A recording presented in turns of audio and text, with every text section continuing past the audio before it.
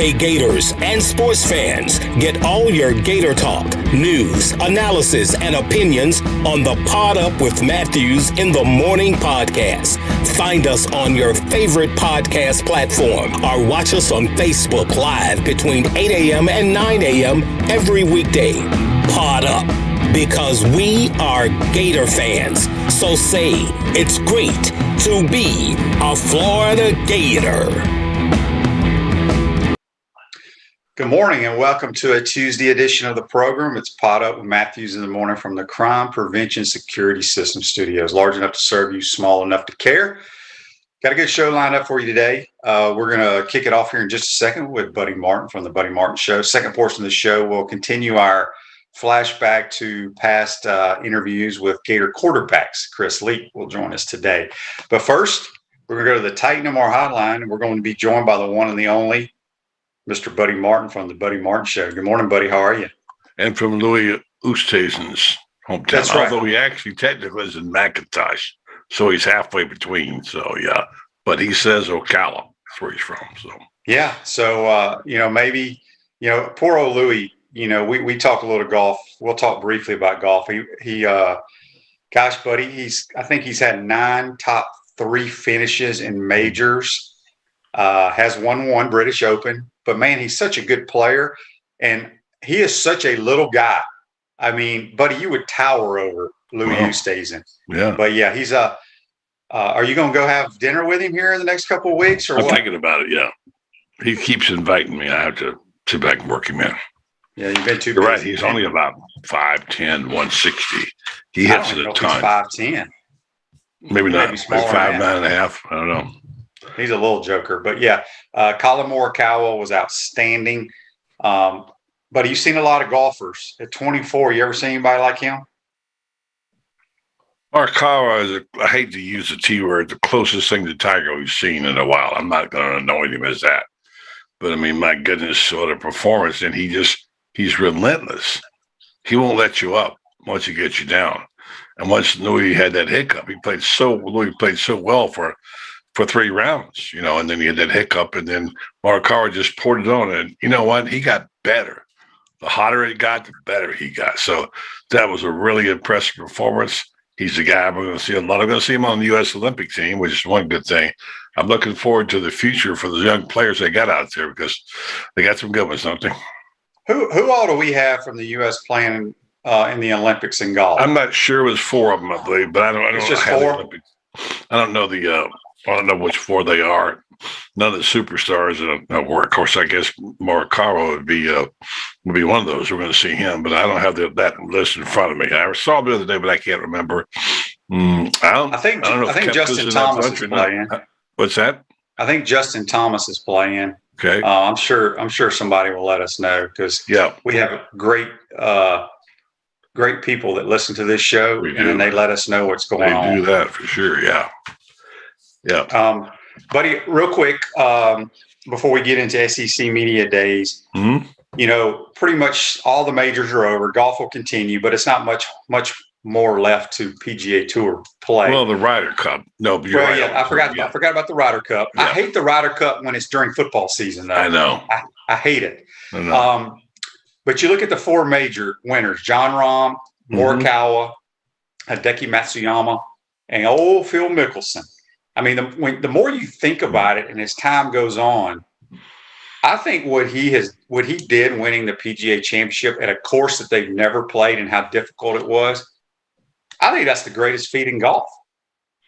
It was fantastic. He had that mojo for one tournament. He couldn't get it back again. The magic was there, but boy, it's great to see Phil up there and winning again. And who knew? I mean, I would never have picked him in a million years. I'm just so impressed with this. I mean, you can take Koepka, even DeChambeau, although he mouthed off 2 times too many, but by throwing his sponsors, his equipment coming under the bus, that was not a good move. He did. Oh yeah, that was a big thing on there on the second day. He talked about his driver and how bad it was and how he couldn't get it right and couldn't get it tweaked right, and he really sort of bashed Cobra There was a big stink about it. Cobra came back and fired back, and they spent millions on that thing. And then Koepka couldn't resist it the third day. When they asked him about his game, he said, "How did you play?" He says, "Well, I played pretty good." He says, "My driver was really, really good." He couldn't wait to get that out there. So it's good to have a rivalry, isn't it? It is. And Dan says on Facebook Live here, brought to you by Mellon Law, the only official law firm partner of the Florida Gators. Justin Thomas, Colin Morikawa, Xander Schauffele, and Bryson DeChambeau. I'll tell you what, that's a good bunch. And Dan knows, I'm going to tell you what, Dan's a great contributor to my show and yours. He knows his stuff, man. He is on it. It's like I'm going to start having Dan on more often because he's on once in a while. He's a mountain of information. Lives in Dallas. And of course, he's from Jacksonville. So. Yep. Turn your car or truck into a rolling billboard for your business or brand with an eye-catching vehicle wrap from Wrap Spot. This July, mention promo code Shane.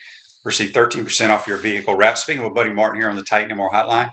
Buddy, let's jump into SEC Media Days. I know you got excited. I got excited just seeing everybody in Hoover, Alabama. Before we get into Coach Mullen and what else happened there, John says on Facebook Live, brought to you by Mellon Law. I want to get your thoughts on this, buddy.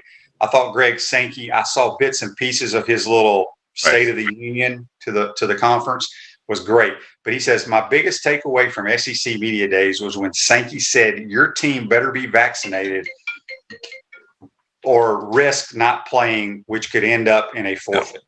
Yeah, that was a big, we talked about it last night with Tony. I think Tony Barnhart was on when you were there. And that was one of the big news stories. In other words, if you can't play, then sorry, we got to move on. And that means forfeits will come into play, and it's probably going to happen. Somebody's going to forfeit, as we've seen with the Olympians right now going on, they're getting knocked out of the box. And so if it comes along, unfortunately, and your team's exposed, it only takes one guy, right? And then it's going to be interesting to see how that works out. But yeah, that's a big one.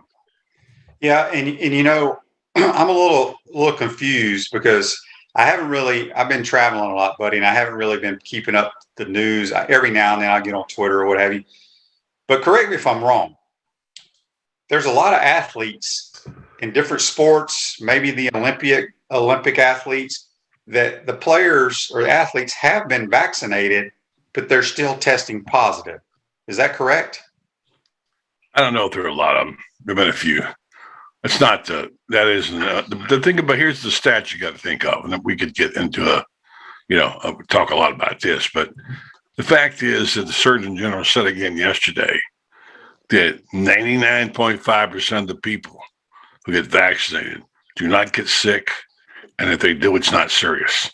And so why wouldn't you take that? I mean, if you're an athlete, even just a normal person, you want to increase your odds, right?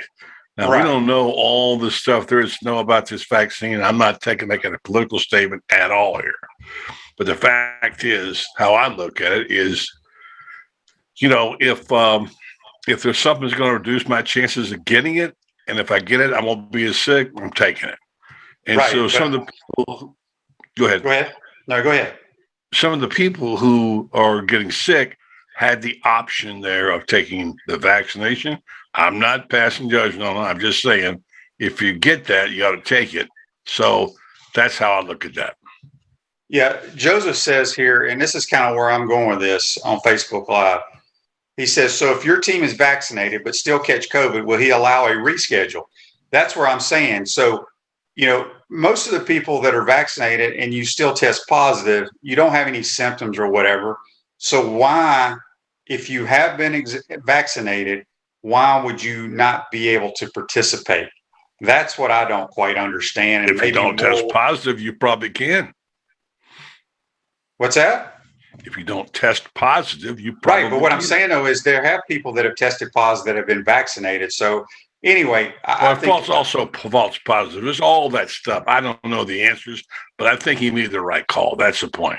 If you can't get a team together to play, they can't reschedule it for January. They got to move on. Dan says, I thought last year's Gator football games that were moved because of COVID were the other team's fault, not Florida's. Is that wrong? I think he's correct on that. I think we had an issue where we had to move some games. I can't remember. Switching gears real quick, we'll get back to SEC Media Days. Dan has a Facebook Live, and I didn't realize this, buddy. Listen to this. Out of the 80 Olympic athletes, 30 of them or from the university or Yeah, Gators? that was said. That Sankey said that yesterday in a speech, or he didn't know. I guess Mullins said it. But there were a lot. I think there's 80 athletes, and Mullins said 30 of them are Olympians. So, and none of them are football players, by the way. So obviously, that speaks I don't to the think program. we'd have any of our guys on the Olympic football team. Could you imagine? Who the hell would we play? That would be a disaster if we had to go play somebody in the Olympics. Yeah, I don't think we know that. But the important thing is I thought Sankey was really impressive. I'm not big on – I've been to a lot of those commissioners' things over the years, and quite frankly, he put me to sleep most of the time. There's a little news that comes out of him. But yesterday, I had to go in there and tweet and say I'm really impressed with Greg Sankey and how he said – how he took the money. He said this is the thing. He was talking about – he said – how good the SEC has done, and which, of course, is his job. But I like that. He said, talking about the efforts they made, he said, they are able to be successful, quote, because we tried when it became difficult. And that's why the SEC led the way. They didn't throw in the towel. They kept trying every single day to figure out a way to do it. So I laud Greg Sankey. What a fabulous job. He led the way. I mean, if there's a commissioner appointed right now to become a commissioner of college football, Sankey would lead the way. And so he was really impressive in the crisis. All right, buddy. So you watched a lot of Coach Mullen yesterday. You watched a lot of Zach Carter and Ventrell Miller. What did you take away from some of the comments that they made? Well, first of all, I thought Mullen's confidence was really impressive. He needed to come out of the box firing like he did the day he got hired and arrived at the Gainesville airport, came out of the plane chomping. He sets the tone. Let's be honest. He doesn't have the best personnel in the SEC, but he has pretty good personnel, by the way. I just went with the roster, and I thought, man, there's some players on here that we forgot about. So he's not Alabama. He didn't have a bunch of stars. You and I feel a little different about that star thing. But Mullen's confidence, I think, said a lot yesterday at media days. He looked good. He talked well. He looked happy. Tan, fit. They showed that wakeboard video about 10 times of him. You know, he's proud of that for an old guy, and he should be. So I think he also really was very, I thought, represented the University of Florida well, and the athletes that play for him should have been proud because he represented them well. And I think what's really amazing about it was he didn't really talk that much about name, image, and likeness. And actually, Shane, not many people did, which I was surprised. More questions weren't asked about it. I get it that we want to talk about football, but the fact is that's still something that looms out there. We don't know. But Mullen, for his part, I thought he was off to a good start in 2000. What year is this? 21. 2021. And I think what really impressed me was he emphasized the fact that he does not have an inexperienced quarterback. And the people who are missing on that, look at it and say, well, Florida's got 10 guys back starting. 5 offense, 5 defense. This quarterback is their first. That's not the story. Look, starters aren't that important. We're seeing guys step out of here. These freshmen step in and start playing right away. So there's going to be some players that we haven't talked about who are going to be, going to be out there and be playing and contributing. Now, I think the best stuff is that he's got an experienced squad on offense, especially, and the fact that the running back room is running over. And he mentioned yesterday Marcus Bowman is going to be eligible. So that's 5 running backs. They'll move probably 2 of them to the slot. The quarterback position is solidified. The defense, we don't know. We're going to find out. Ventrell Miller said yesterday, there's a bit of a reach. They're going to be the best defense in the league. That's not going to happen. If they just could be half of that, that would be good. So overall, I thought Mullen did very, very well. I think Florida came off really good.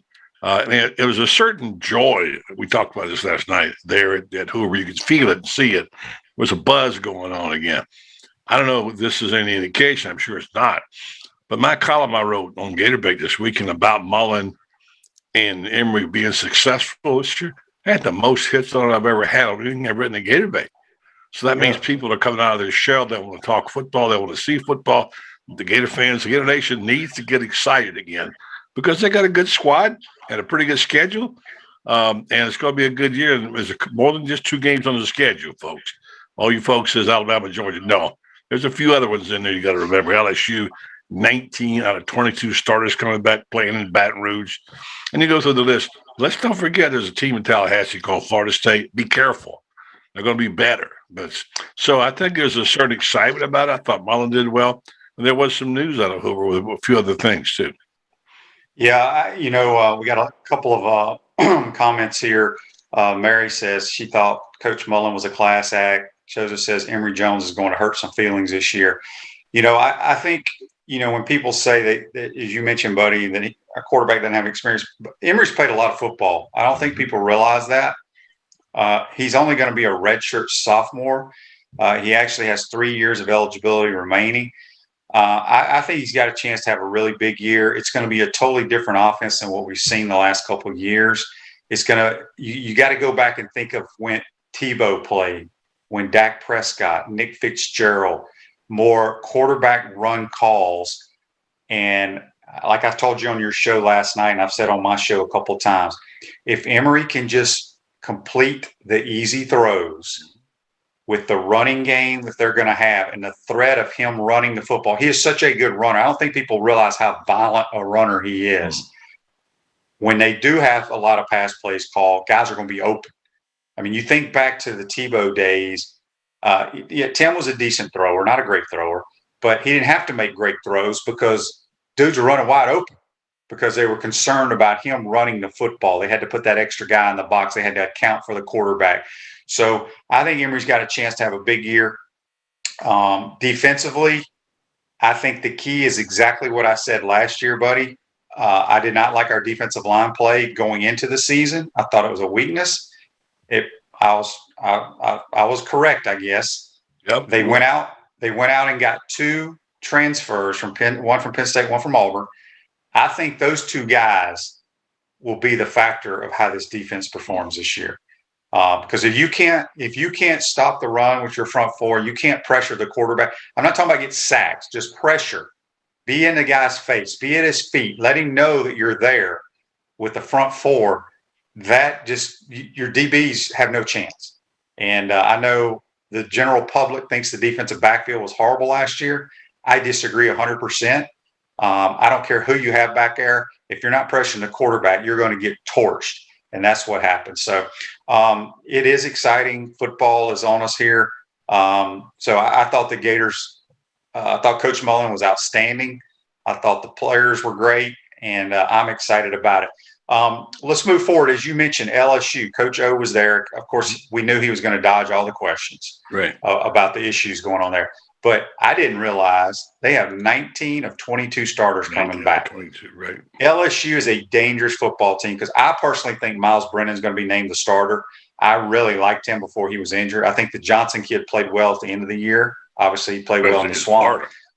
But I think LSU is a team that it's kind of silly to say this being LSU. I think they're going to fly under the radar this year, and they may surprise a lot of people. I agree with you. I think they're better. People kind of forgot about them. So, that team we saw in the Swamp is probably more like the team is going to be this year. Has some problems there. And they got a few things to take care of there off the field, as Coach O talked about. 2 things, Shane, if I may, back to Emory. Can you believe that he's been projected as a first-round pick already? I mean, give me a break. Yeah, that to me is amazing. And I said on your show last night, because Emory is eligible to go into the NFL draft, even though he has 3 years left. Right. If he has a breakout year, is he a first round pick? I don't know. I brought up Mitchell Trubisky, who had that one great year at North Carolina, got drafted early by the Bears in the first round and never really materialized because he only had like 12 or 13 starts in his career. Yeah. I think it's important, even if Emory has a Heisman-type year this year, which we hope he does, come back again because you need those starts. I think the general managers, the scouting departments in the NFL now are wanting more experience, especially at that position. Yeah. So we'll see. But he's got a lot of talent. Like I said, if he can complete the easy throws, that offense will be okay. We just can't miss the easy guys that are open in the flat, the back on the swing, a wheel route, whatever it is. We can't, those easy throws we have to complete, and hopefully he will. If you got joint pain in your knees, shoulders, hip, or back that won't go away, you need to check out QC Kinetics for long-lasting relief. No surgery, drugs, or downtime. Schedule your free consultation at QC Kinetics, 352-400-4550. Call the good folks today at QC Kinetics, 352-400-4550. Speaking with Buddy Martin here on the Titan MR Hotline, we'll be joined by Chris Leak after we get rid of Buddy. Buddy, so don't say it like that. Get rid of Buddy. You gonna wipe me out or something? I can't wait to get rid of Buddy. I didn't mean it that way. John says on Facebook Live, ESPN FPI projected 7 wins for LSU. I think they go way over that. I haven't looked at their schedule. Obviously, they have A&M and Alabama and us. Mm-hmm. I think LSU wins more than 7 games. I'm with you on that. I think they're 8.5, right in there. Yeah. So. Can I just make this comment? I wanted to throw back the one more thing. The one stat that jumped out at me yesterday, there are lots of them. Mullen just threw this out there. I saw him several appearances yesterday. He pointed out in terms of tight ends, and yeah, we all know that there's a great player that played tight end who ain't back this year, right? And we understand that. But, they got players. And Mullen pointed out that the combination of the numbers, I'm not sure if it was passes or if it was yardage. He said if you put Kamari Gamble and Keon Zipper together, they'd be 5th overall in the SEC in yardage in terms of passing. So, and there's also a couple other kids that are like Elton. I can't wait to see him. I don't know if he's going to play this year or not, but he's a big, tall drink of water, a guy catch the ball. So I think that was important to remember is that they have players there. And, of course, getting Bowman eligible now is big. They got 5 running backs. They're loaded there. The one phrase that concerned me, and I think I asked you this last night, and I think it speaks to the biggest problem they had on defense last year. Mullen said there were sometimes we had independent contractors. That's his words. Independent contractors, guys not focused on playing 11-man defense. Amen to that. Yeah, I think they made some changes, obviously, in the coaching staff, and we'll see. Defense is a team game, no different than offense. Everybody has to be on somewhat of the same page. But if you don't have gap control, if somebody, the defensive line says, you know what, I'm supposed to be in the A gap, but I'm going to shoot the B gap and try to make a play here. Well, if you don't get there, you just gashed them. And so it's all, everybody has to do their responsibility. That doesn't mean you're going to stop them on every play. I think defense will be better this year. Again, buddy, I'm looking to 2 defensive tackles. I got my eye on them starting game 1. I think if they can clog up the middle, cause a little pressure in the quarterback's face, I think this defense will be much, much improved. Shane Beamer, I didn't get to see anything of what South Carolina, obviously it's the first time he's been a head coach. I heard a lot of the so-called critics afterwards talk about what a great job he did. Did you get to see anything from Shane Beamer at South Carolina? I saw the whole thing. I went into it thinking, okay, let's see what this guy's got. They're not going to be good next year. They'll be lucky to win 4 games in South Carolina. And, he's a bright young guy. Obviously, his dad was a great coach. He was at Oklahoma during the glory days here. So he knows that offense from Oklahoma. He's an upbeat guy. The question is, can he continue to be upbeat in a difficult situation? Because right now, South Carolina is not a great job. They claim they got money. They claim they got facilities. By the way, Dan kept bringing that up last night. Next year, we're going to have the state-of-the-art facilities. So I just thought he came off all the so-called critics or the talking heads were praising Shane Beamer. Now, whether he's just in love with this young guy whose dad was a great coach, whatever. Beamer obviously is a good coach. Can he win South Carolina? Honestly, I don't know. I don't really know. I don't. I mean, as you said, buddy, South Carolina really hasn't ever done anything in the SEC except for what Coach Spurrier did. Right. And he had a tremendous run there, especially for that 3 or 4 year span. I just think it's too hard for them. The SEC East ain't great. I mean, you got Florida, Georgia, however. First division in college football. That's what some people say. It's interesting. And then, I want to bring up what Tony Barnhart brought up last night when you and I were on with him. Mm-hmm. Does the SEC need to get rid of the divisions? And I say yes. I agree with that. The more I think about it, because, do like the Big 12, the top two records at the end go play for the championship. But, I want to see Alabama come to the Swamp more than once every 10 years. I would love to see Mississippi State come here. I'd love to see Florida go back to Ole Miss, Florida go to, A&M. I wish they would get rid of the permanent East and West opponent and restructure the schedule. I think Coach Mullen addressed that as well yesterday. He did, and also the expansion question came up, and I think Mullen was one of the ways that said we're going to expand. I mean, if the SEC now goes to what, 16 teams? I don't know who the other two would be. Now you don't, now it's going to be really interesting because you're talking about a whole brand new system in 2 or 3 years where we don't have, the SEC championship game, sure, those two guys are automatically in when they're in the championship game at an expanded format. They're going to be in, but there could be more. It could be 3, maybe 4 teams in the SEC, especially if they rank them 1, 2, 4, instead of having divisions. Because divisions, while they're helpful at times, and divisions help rivalries, like Shane, Tennessee was not a big rival, okay, until you came along a little bit earlier. They were not a big rival for Florida, and Spurrier made that series, and that's great to have. Of course, it hasn't been much of a rivalry. There's those games. What teams would you like to see on Florida's schedule every year? We know what that is.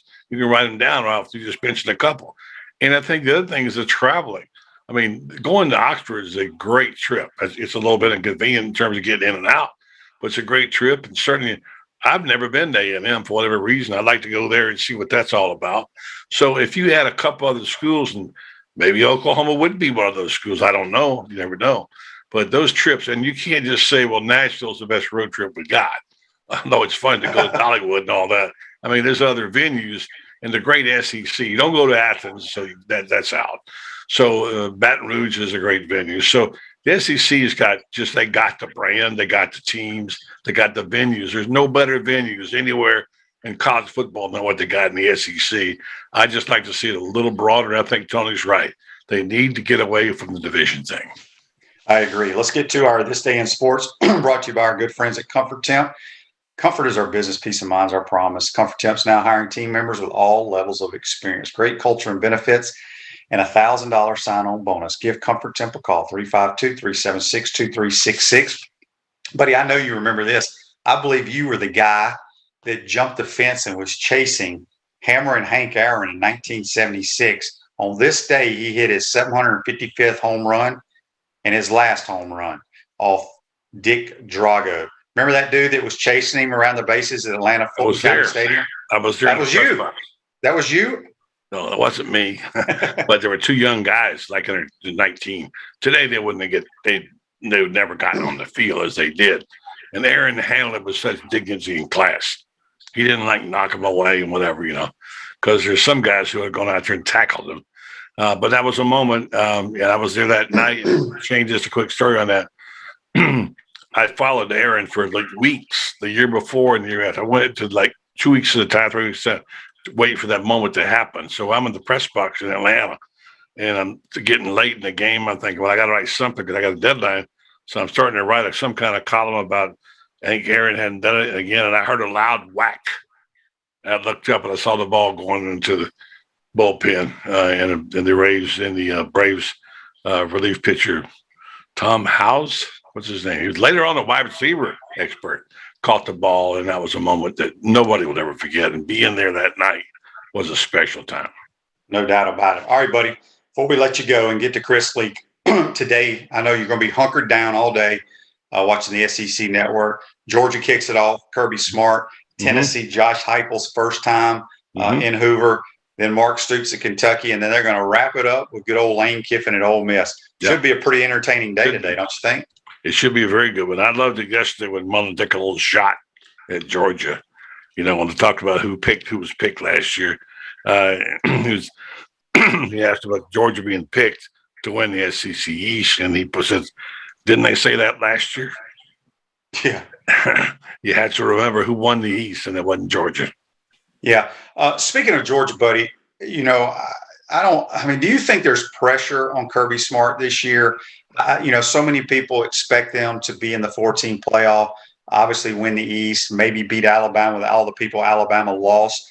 Do you think he's under any kind of pressure there? I personally don't, because I think he's put them at a competitive level where they're getting great players. They're going to be in the top 10, top 5 pretty much every year he's been there. So I don't know why they would think he's under pressure. I go back to the Georgia days of the 90s, how bad they were. I mean, the Georgia fan base has to be excited, right? Of course. Now, Shane, you of all people know there's different kinds of pressure. The fact is that he's not Nick Saban. That's one kind of pressure. And there's also the fact that he was hired and Mark Richt was fired.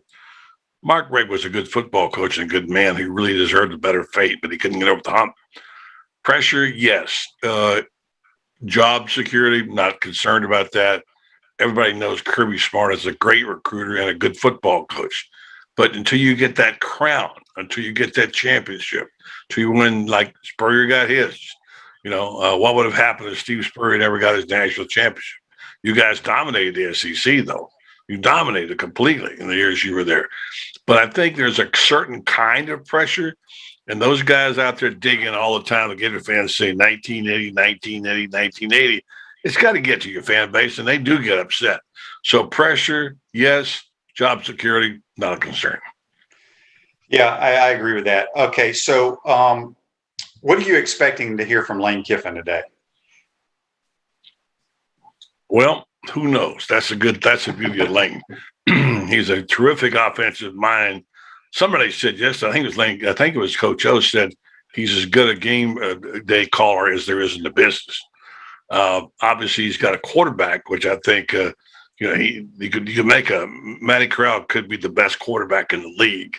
And he's a California guy coming to Mississippi. You know how that plays out usually. And so I think he knows he's got a squad that's going to compete, but he knows he's going to be the best third, maybe fourth in that division. But Lane's a good talker. He's a smart coach. He's got people excited again at Ole Miss, which I know, that's important. What will we hear? No telling.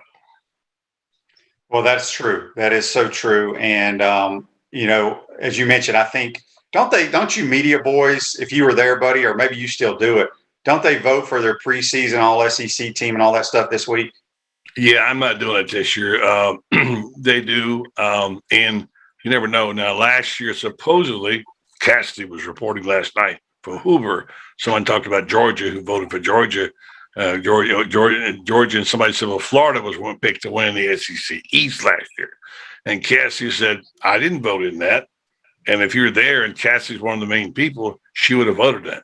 So I'm not sure what, but yes, I never put an awful lot of stock in that. It makes for a nice story. The year Tim Tebow didn't get selected by Coach Spurrier to be on the preseason all SEC team. It was Jamie's fault. He filled out the form and left him off, but he still got on it. But so I think that's nice. I don't put too much stock in that. You can imagine Jamie took a little heat for that. But this is usually the time. You just got to get your ballot in before Thursday. So those ballots are probably out there now. We'll see how they come out. I wouldn't know what to put on there right now. I tell you, his game has changed so much. There's going to be 2 or 3 freshmen, Shane, 2 or 3 freshmen who are going to be major players in the SEC. I'm going to make my prediction right now, buddy. I think they're going to be two co-players of the year in the SEC. Okay. I'm going to go with Matt Corral. I agree. And Ainias Smith from A&M. I think he's the best player in the league. Really? He's a running back, slot receiver. He does it all. I think he's by far the best player in the league, in my opinion. So we'll see. But I'm going to predict that if they do the voting of who's going to win the SEC, I got a funny feeling that most people are going to pick Georgia playing Texas A&M in Atlanta. Really? I do. Really? I think A&M is loaded this year. We don't know about their quarterback. Kellen Mond's gone. I was never impressed with Kellen Mond. I never was either. And whoever's laying in the weeds there, I think Jimbo's a really good quarterback coach. Yeah. I think, and they're loaded at a lot of positions. I think this is the year A&M can unseat Alabama. Could be. It may not happen, but I think. Well, here's the point. It's a good pick, but here's the point. Remember, you played in this league. The residual impact of playing big-time physical SEC teams will get to you. Jimbo's got to finish a long season this year. It's not all SEC teams. He's going to play some awfully good teams. This is Alabama's. Alabama's built to last. Alabama's got personnel, and they can beat you down. Over the course of the season, I'm not sure Jimbo can hold them. Yeah. All right, buddy. Good stuff as always. Have a great week. We'll talk to you next week. Enjoy the SEC media. Thank you, Shane. Have a good day. All right. That's Buddy Martin joining us on the Titan MR hotline. We're going to take our final timeout. We'll come back. We'll be joined by a former Gator quarterback, national champion, Chris Lee. You're watching and listening to Pot Up with Matthews in the Morning. We want to take this moment to thank all our sponsors who keep the show going and pay the bills. Our Gridiron sponsors are Crime Prevention Security Systems, large enough to serve you, small enough to care. Titan MRI, Gainesville's only locally owned and operated MRI facility. Meldon Law, won't back down. Peachland Dental, Gator Nation's first choice for dentistry in Port Charlotte. Comfort Temp, comfort is our business, peace of mind is our promise. QC Kinetics, non-surgical regeneration, live pain-free. South State Bank, Celebration Point Town Center, Chris Doring Mortgage. Some of our touchdown sponsors are Big Mills Cheesesteaks, MB Listing, Cornerstone Financial, McDonald's of Gainesville, My IT Masters, Gainesville Neon and Signs, 84 Lumber, Tropical Smoothie Cafe, Chick-fil-A on Archer Road, Avra and Smith, Dowling Signs, Chomp Carter Apparel, Ruse Ogra Agent, State Farm Insurance, Silver Cube Billiards and Sports Bar. If you are interested in promoting your business on the show, visit potupwithshane.com and click the Advertise button. Again, thank you to all the great businesses that support the show. If you like what we're doing here, make sure to follow us and support the businesses that support us.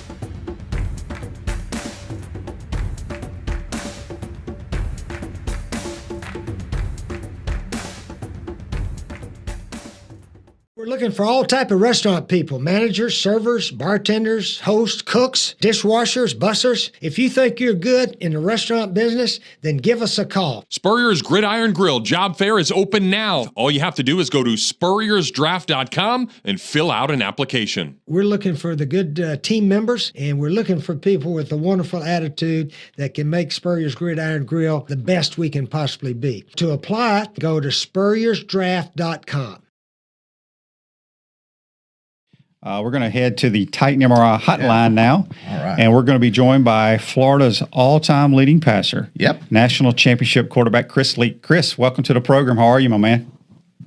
Shane, John, appreciate you having me, man. It's always a pleasure to come on. Absolutely. Well, Chris, we're going to talk a little bit about your career and then what you're doing now. I want folks to go back. You grew up in the Charlotte, North Carolina area, but correct me if I'm wrong, but, nowadays these college coaches are, with all the 7-on-7 and young kids going to camps and stuff, they're offering 7th and 8th graders so-called scholarships. But I want to say you were the first one to ever really get an offer in like 7th or 8th grade. Isn't that correct? Yeah. I was one of the first. Wake Forest, Jim Caldwell was the head coach at that time. And, I came to camp, and I think obviously my brother being as good as he ended up being the number one dual threat quarterback in the country at the end of his career, and obviously he decided to go to Wake. But little brother came in as an 8th grader, and did pretty well in camp, and it was enough to get an offer for sure. Chris, tell me a little bit about what it was like when you were being recruited to come to Florida, out of out of Charlotte, right? Yes. Out of North Carolina, and Ron Zook, lots of energy guy comes in. Tell us what that experience was like for you. I'll tell you what, it was tough. You guys know what it's like to. You just look at it from a basketball perspective. Now that we're in March Madness, you got NC State, North Carolina, you got Duke, you got Wake Forest, it was really tough for me to leave my home state. Yeah. Because that was the expectation for, you're that highly recruited in your own state. You're expected to stay in your own state, and you've seen a lot of guys kind of fall into that trap. But you know what? Ron Zook, he came in and, he set up. He pretty much laid out a plan for me to develop year after year, and that was really impressive to me. It helped me. It was a big trust factor as far as that went, especially on my official visits. And Rex Grossman was there, and there was a situation where if Rex stayed, I could redshirt learn underneath him, and if he left, then I'll have a chance to compete for the starting job, which ended up happening. So it was, there was a plan set in place for my development, and that's when you can really begin to trust your coaching and somebody, because they have your best interest at heart, as everybody knows. Everybody who knows Coach Zook personally, they know how upstanding a guy he is. You had quite a career. I mean, you stayed all 4 years. You played Florida. You won the national title in 2006. And certainly that was a special time for all Florida fans because we didn't have that expectation, I don't think, going into that year. But then you guys really turned it on and had one of the best games Florida football has ever seen against Ohio State on that day. Do you think about that or talk to any of your former teammates about that day still? Is it still fresh for you, even though it was way back in 06, as I say? Yeah, I mean, you can it's just like for a quarterback. I know it's you have that memory where you remember play after play and detail after detail. I'm sure Shane can still remember those Birmingham SEC championship games. So they never go away, especially the hits. That's for sure. But yeah, I mean, it's football is such a detailed game. For a quarterback and having to understand different situations, it's you definitely learn it and you definitely reminisce, especially nowadays, because it's like the older you get, the better you were as a player back then. So that's usually how it goes.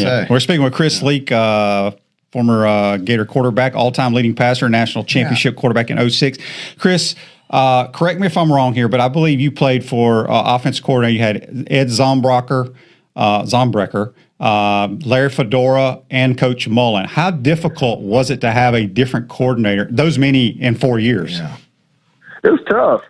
Because, I mean, there was no mistake that my gift as far as being a quarterback was throwing the football. I mean, I was if you look at today's, I was an air raid type of quarterback. You know, my gift was throwing the ball and being able to read defenses and move the ball downfield through the air, and to having to adjust year after year after year, it's tough, especially with when Dan and Urban came in with the spread option. It was definitely an adjustment because that team was built to be a more pro style balanced team, and as I matured, we became more of a passing team. So it was a tough adjustment for not just me. I mean, the offensive line.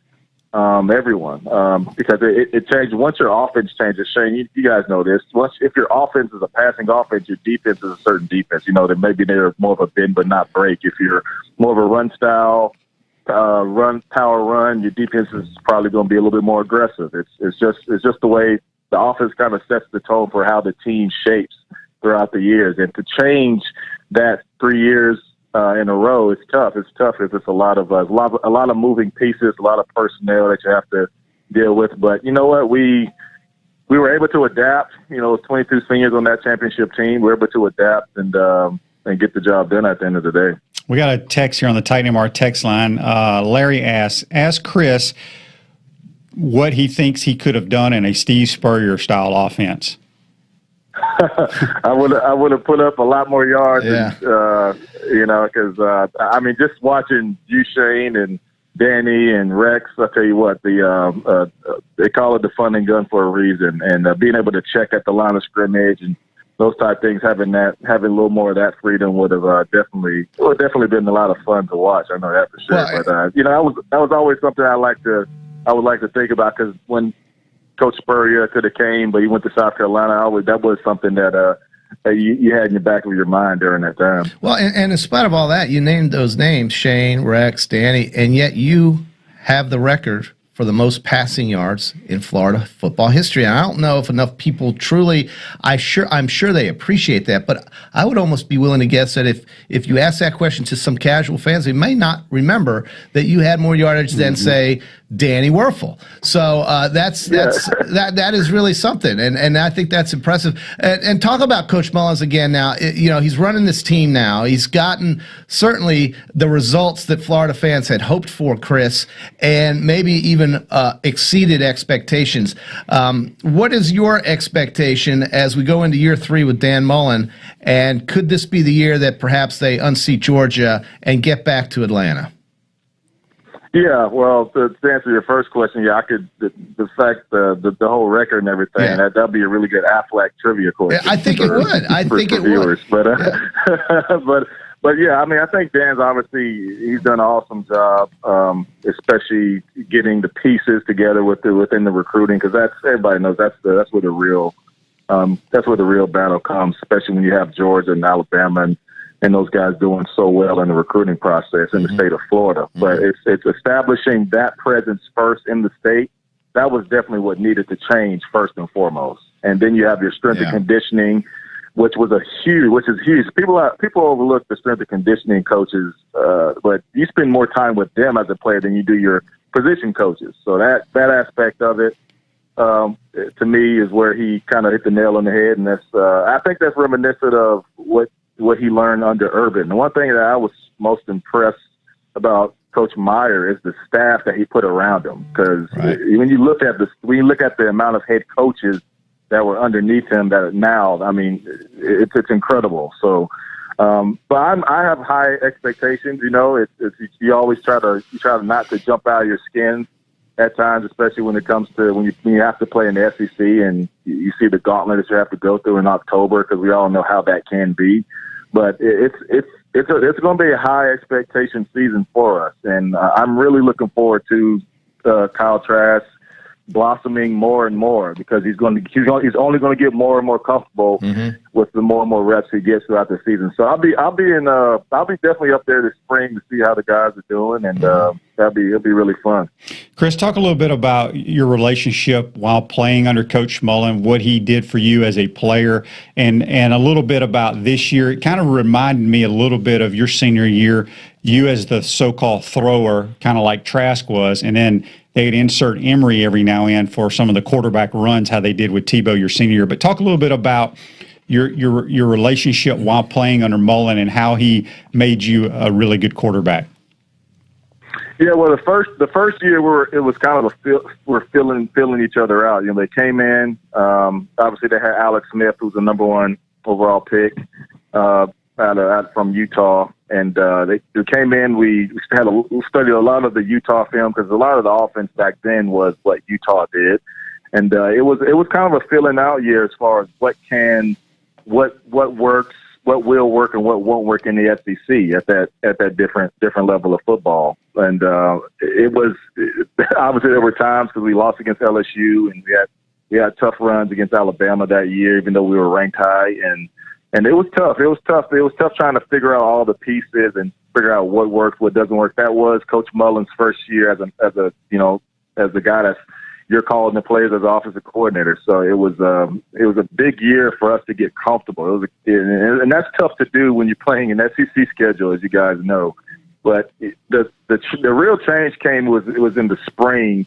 I would say that off season where I can just tell you this. The biggest change for me was the first year was play calling. It was pretty much we had one play call, you know, and we would stick with it. You know, it wasn't really a lot of adjustments, which is the same thing that they did at Utah for the most part. But obviously, you guys know in the SEC you're going to get different looks: 3-4, 4-3, 3-3-5, 4-2-5, and it can change at the blink of an eye pre-snap. So being able to what happened our last year together in 2006, I was able to go to the line with 3 play calls. I was able to call 3 plays in the huddle and go to check what looked best. So that was huge for me as far as being able to handle more information, and that's where the trust and the because Dan kind of just gave me the offense and helped me operate it and be able to check at the line of scrimmage just about every play. Mm-hmm. We have a text here on the Titan MR text line. Lisa wanted me to ask you, what's your favorite moment as a Gator football player? Oh, wow. I would say just as a football player, right? So obviously the championship. Well, that crystal speaks a lot. Yeah, getting that crystal ball. I mean, that's the mission from day one. So that's a pretty easy question. But I would say my biggest accomplishment, I would say just as a Gator period, is definitely graduating. That was something that my parents stressed to me day in and day out. It's just make sure you graduate. And it was awesome because I graduated on my dad's birthday, and anybody who knows me knows how influential my dad has been to my life and my football career. So that was a special day for me, being able to speak at graduation and spend an interview on his birthday.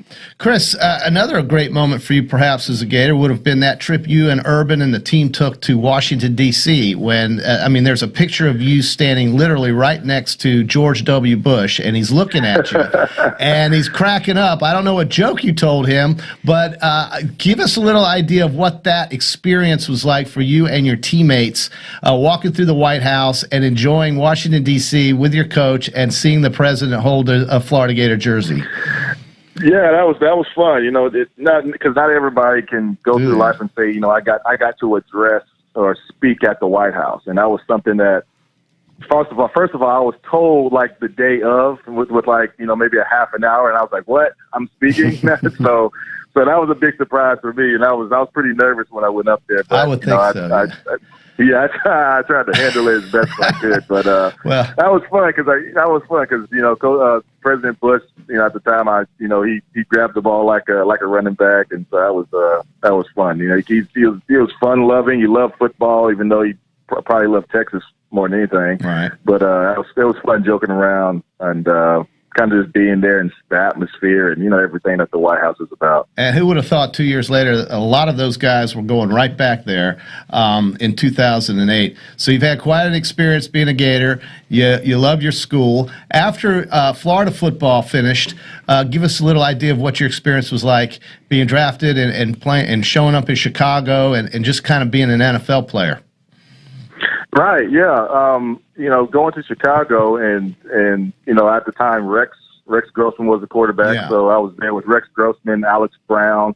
So a lot of a part of me felt at home. And I tell you what, and I don't think I've ever got a chance to tell Shane this, but it was the amount of staff members who spoke well about Shane his time in Chicago was phenomenal. And my respect for Shane just went up the roof, and obviously over the time me and Shane have got to know each other, it's just gotten bigger and bigger. But that was just what he did, his production, his performance during his time there, and just Gator quarterbacks in general. It gave me confidence going into that season and being around those guys. That was a fun time for me, and obviously the city of Chicago is it's an awesome city to live in and be in. So that was a fun time. So.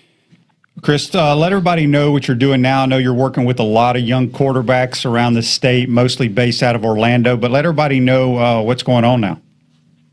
Yeah, so my academy, Airstrike Passing Academy, still going strong. It's I'm covering now about 18 counties throughout the state. So I have quarterbacks, youth, middle school, high school, just about everywhere, and it's a lot of fun. I get to help young quarterbacks, as you know, Shane. You guys, how important fundamentals are with the 7-on-7s.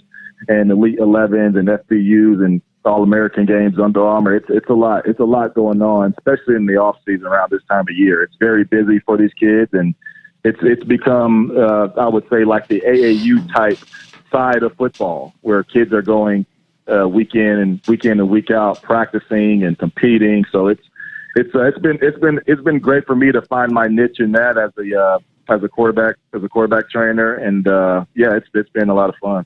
If anyone's listening and watching and they want to get involved or send their kid to you, how can they get a hold of you?